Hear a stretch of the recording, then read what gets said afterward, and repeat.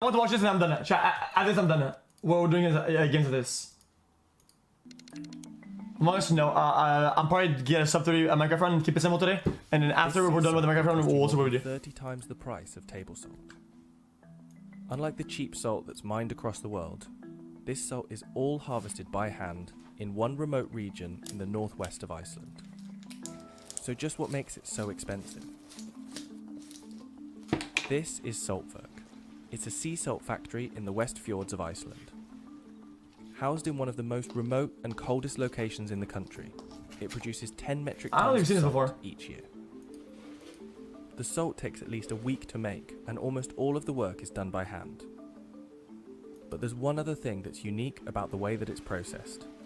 Everything is powered entirely by It looks so good, it looks like coconut. We use the geothermal energy that we have available here in the Reykjanes Peninsula, which are one of the purest seawaters in the world. We are moving the water from the fjord into the big building here that we have outside. In each pool we have radiators. Through the radiators, the hot water from the spring circulates and heats up the seawater. And as the water from the seawater evaporates, the concentration of salt gets higher. The tanks are run on hot water, the pans are run on hot water, the drying room is on hot water, the heating for the factory, for the houses, everything is run on hot water. It is green as it gets. The process of making sea salt is simple, but it takes a lot of work. Salt is made by heating seawater to evaporate the water and increase the salt level. Sea salt has been produced like this for thousands of years. Water pumped directly from the sea is naturally about 3.5% salt, but it needs to reach about 26% before the water is saturated and salt begins to form.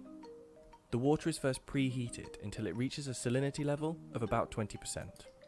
The whole process of making salt here takes from sea to salt from 7 to 10 days, depending on the weather and the time of the year.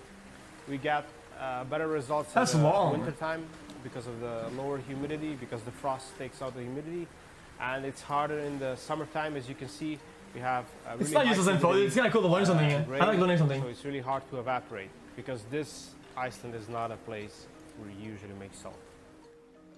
Once it's reached this point, it's moved to large pans and boiled. When the water hits 26% salinity, it becomes completely saturated, and salt crystals start to form on the surface. But I thought they got salt in the mines. These crystals slowly sink to the bottom of the pans, where they're drawn and drained of any remaining liquid. The salt is spread evenly on drying trays and moved to a large oven to dry for over 12 hours, before being sifted and packaged for sale. Salt has been an important part of Icelandic cuisine for hundreds of years, and many treated it as a currency.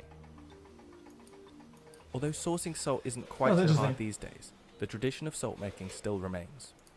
During the 17th century, the Danish king had that's two ways to do it then. Factory in this region. He was also producing salt here, and it was an important part of the economy of the island, as it was used for preserving food over the long winter months. Chat, my mom has like pink salt upstairs sometimes. What is that?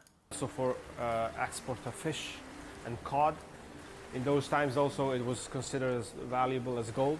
There was a law introduced here in the 17th century stating that people, while working as salt makers, were prohibited of having a wife or children or a family, because it was seen as a distraction from work. It just shows how important it was to them. The final result is a very minimally processed, flaky sea salt from clear Icelandic waters. Unlike processed rock salt, the sea minerals remain in the crystals, but these are only a tiny percentage of the final product. Producing any product in such a remote location has its difficulties, which contributes to the price. But with Saltwerk featuring exclusively at some of the world's best restaurants, and their production process leaving a 0% carbon footprint, consumers will continue to pay top dollar for pure Icelandic sea salt.